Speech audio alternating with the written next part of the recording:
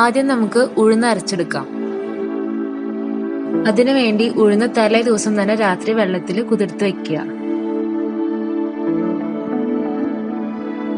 നമ്മൾ പച്ചരി പൊടിപ്പിച്ചതാണ് യൂസ് ചെയ്യുന്നത്, വറുത്തിട്ടില്ല.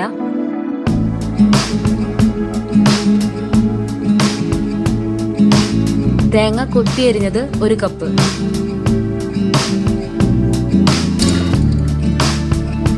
കാക്കിലോ ചുമന്നുള്ളി വട്ടത്തിൽ അരിഞ്ഞത്.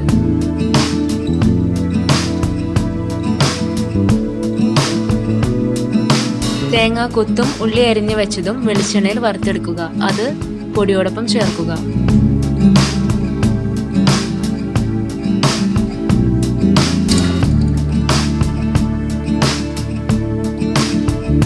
തേങ്ങ, വെളുത്തുള്ളി, ജീരകം എന്നിവ കൂടി അരച്ച് ചേർക്കുക. ആവശ്യത്തിന് ഉപ്പും വെള്ളവും ചേർത്ത് നന്നായി മിക്സ് ചെയ്തെടുക്കുക.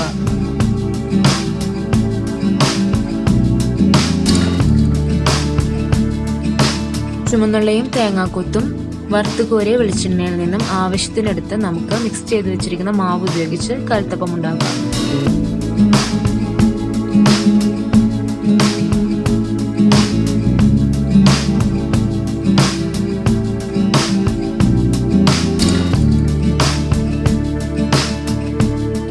സ്വാദിഷ്ടമായ കൽത്തപ്പം റെഡിയായി.